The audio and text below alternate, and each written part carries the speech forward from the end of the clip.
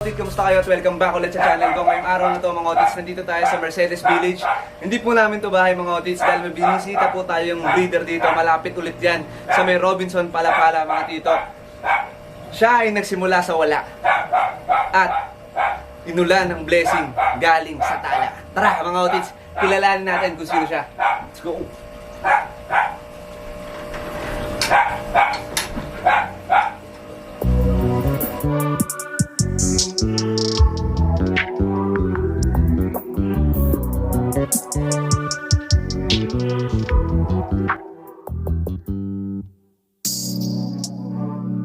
Hello mga ka-Otits, ako nga pala si Ward Benitez.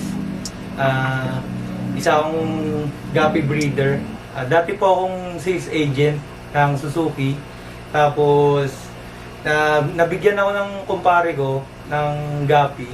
Tapos doon ako nagsimula maghanap ng mga ibang strain hanggang sa na-addict na. Pero nung time na yon, medyo wala tayong budget kaya nag-isip ako ng paraan kung paano ko makukuha yung mga quality strain na gusto ko na sariling diskarte lang. Otits, yan medyo inaabot na tayo ng gabi, no? Okay lang yan.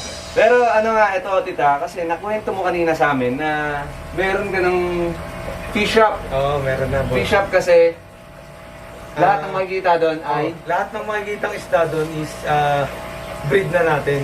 na puro isda lang talaga, no? Puro isda. Fish shop lang talaga siya. Tapos yung ang goal kasi namin doon sa shop na yon, hindi na kami kukuha ng supply sa iba.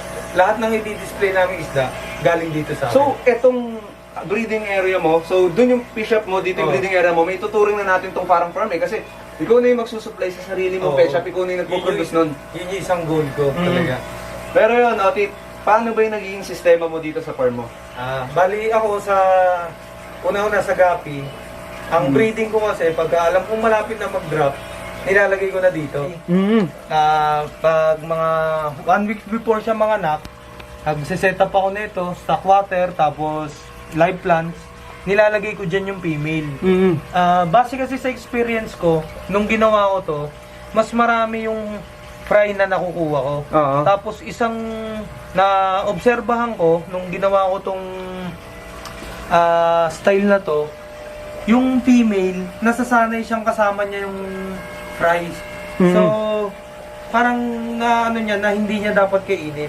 So yun, nung ginawa ko yan, every time na tinatanggal ko na yung female, nakapag-drop na, ang dami kong fry na nakukuha. So maraming harvest natin, no? Oo, mas marami. Ayan, nakita mo naman yan, na nakaka-experience ako ng isang female lang, kaya nilang mag-drop ng 100 plus. 100 plus, Otit? Oo. Talagang nakukuha mo kasama latak. Sobrang dami. Talagang lahat. Sobrang dami. Oo. Tinatsagaan kong bilangin para at least may idea ako. Alam mo naman tayo mga fishkeeper, eh, no? Talagang nabibilang natin lahat ng fry. Oo, kaya, Tapos sunod na step, Otit. yun, pagkagaling dito, pinag-i-stay ko sila, 'di ba? Pag drop ng female, 1 week kasama niya yung kasama niya yung nanay. Oo. So after 1 week yung nanay nakapagpahinga na siya, binabalik ko na siya sa pair niya. Oo. After ko nun, bibigyan ko pa ng 1 week ulit yung mga fry. So 2 weeks silang nandyan, pinapakain ko sila ng BBS. After nun, transfer ako dito sa trapan. Dito sa mga trapan mo. Ito, pag nilipat ko na dito yung fry na 2 weeks old, minsan inaabot sila dyan ng 1 month to 1.5 months old. Pag umidad sila ng 1.5 months, ginigender ko na. Ginigender mo sila, Otit. Tapos, iniiwan ko yung female. So yung mga male naman, nilalagay ko na dun sa 10 gallon tank. O para at least na monitor ko, nakakapag-select ako, nakapagkaling din ako at the same time. tsaka mas mabilis lalaki, no? Kapag nahiwalay natin, no, Mas Otit, no? mabilis kasi sa experience ko, ang female kasi, mas malakas sila kumain sa male. Kumbaga si male, parang nagsisimula na silang gusto na nilang mag-breed. So ang ginagawa nila, pinapaubaya nila yung pagkain sa mga female para sila makapag-focus sa pag-breed.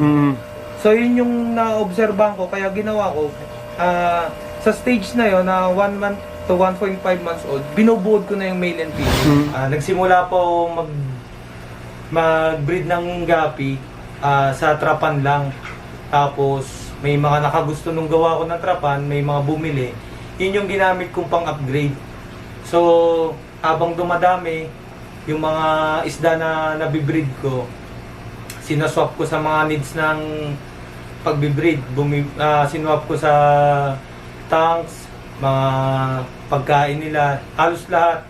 So, yun, habang tumatagal po, padami na ng padami hanggang nakukuha ko na yung mga strain na gusto ko. Hanggang sa nag-pandemic, nag-resign na ako sa trabaho dahil yung misis ko may trabaho din.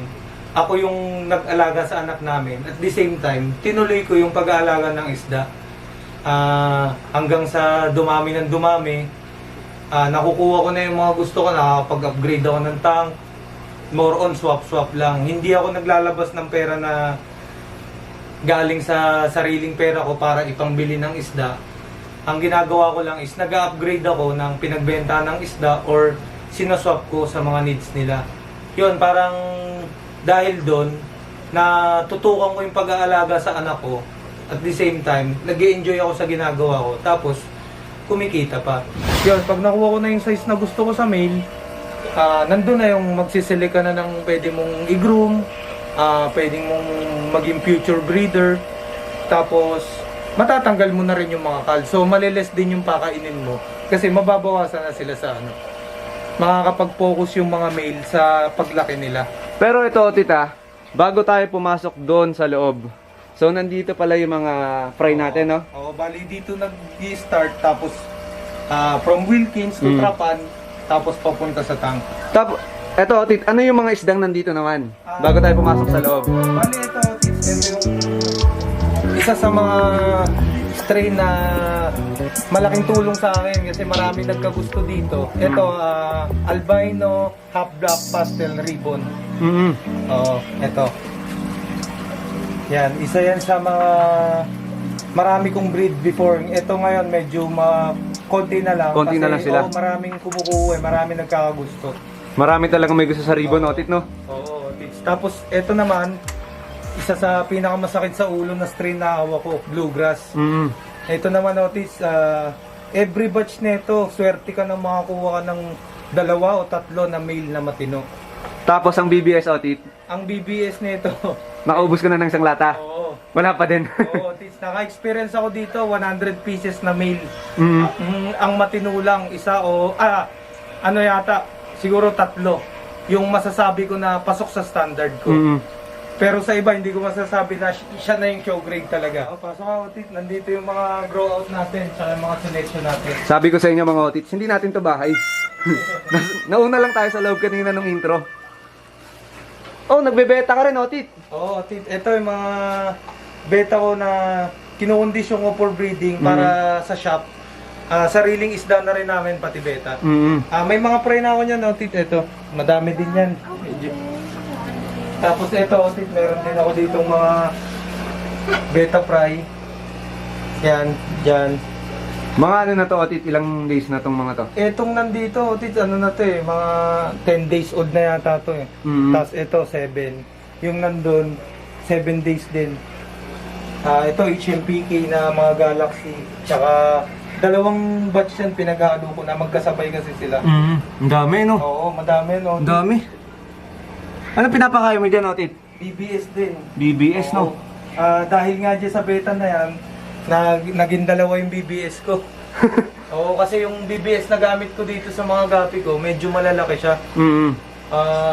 Tapos, hindi siya kayang kainin ng, ng beta price. So, yun nata yung Tibet, Tibet. Tibet, tsaka buhay ba yun? Basta yung 2 klase ng Tapos yun, nagpalit ako, bumili ako ng para sa beta. Yung buhay naman, no? Oo, para kaya nilang kainin. So far yun, ilang days na sila, nakita ko naman kumakain yung iba. Medyo may malalaki na ako dito, Oti. Crown tail siya na mascot. Ano na siya eh, mag-iisang buwan na rin yata yan. Yan, medyo in-start ko na siyang pakainin ng tubig. So, otit, dito mo nilalagay yung mga lalaki mo. Ito yun, no? Oo, ito yung mga pagkagaling sa trapal, dito ko na nilalagay. Pag ginender ko na, nandito na lahat ng male. So, ano yung mga ano natin dito, otit, gapi? Ito, half black red rose tail. Tapos ito naman, albino snake skin red tail. AFR Ito, kanina marami to eh. May mga bumili kasi. Ito, Singa Blue. Ito, hindi ko pa siya na-gender kasi weeks old pa lang din to. Wala na kasing bakante dun sa ano eh. Sobrang dami ng ano. Oo. Wala ng paglagyan. Ito, i-gender ko pa yan. Tapos ito, EBM ribbon, tsaka ribbon jeans. Ito yung mga males. Tapos dito naman, ito ganun din, hindi ko pa na-gender. Albino half black pastel ribbon. Ayan, tapos ito, red lace ribbon. Ito. Yan, red lace ribbon yan. Tulog na sila mga kaotit. Tulog na. Alas 12 na kasi ng madaling araw. Tapos ito, bluegrass. Tulog na rin. Tulog na rin. Oo, yan, bluegrass yan. Pero ito mukhang gutom na gutom pa. Ito naman, half black blue ribbon. Parang lahat dito, otit, ribbon ah. Oo, tit, medyo mahilig tayo sa ribbon eh. Kaya, kung tutusin niya, gusto ko sana lahat ng hawak kong strain ribbon. Oo. Kumbaga, willing naman sila makipagpalitan ng palitan ng strain para mag-outcross tayo or makagawa ng ibang ano. Tapos, yung mga katulad ng strain na ito, example ko to, albino half black pastel siya. So, ribbon yan nung nakuha ko. Tapos meron akong HB pastel na hindi ribbon. So, kinross ko sa kanya. Ngayon, yung HB pastel ko, may ribbon na rin. Ayun, so far naman, na kumbaga naisalin ko dun sa black eye na HB pastel, nagkaroon ako ng ribbon. Ribbon? Oo, Panibagong kumbaga, ribbon? Dalawang ribbon na yung ano ko. Yung hawak mo? Oo, yun yung ginawa ko na ano. Ayan mo, otit. Ito, albino. Red lace na ribbon. Grabe. Yan, medyo fine pattern na rin siya, mapipino na rin. Tapos, ito, naglabas na rin siya ng albino na red lace ribbon. So, kumuha ako ng ibang albino red lace, kinross ko, yun, hanggang sa meron na rin tayo mga Albino naman na ribbon. Ribbon na rin, may ribbon, non-ribbon tsaka ribbon na albino red lace. Yun yung mga ano. Tapos ito, EBM na ribbon. Grabe, puro ribbon. Female naman to, mga female. Tapos ito naman, red lace na ribbon. Yan, yung mga female niya. Ito, Tich, yung sinasabi ko sa'yo na HB pastel na nagkaroon na rin siya ng ribbon. Meron diyang isang may ribbon din dyan. Oo, meron nga. So, yan. Naubos na yung female, maraming kumuha eh. Albino yellow king cobra. Ito, pinaparami pa natin. Tapos ito, Otit, male na Singa. So, dumaan na siya sa first calling. Mga ilang weeks pa, magkakaling ulit ako para mag-select ng breeding match or kung merong pwedeng i-groom. Kung mayroong pwedeng mailaban sa show. Oo, yun. Tapos yung Otit pala, mabanggit ko lang din medyo, kumbaga, matagal-tagal na rin tayo sa breeding. Oo. Sumusubok din akong gumawa ng mga strain. Oo, meron ako dito, Otis, pakita ko lang sa'yo ito.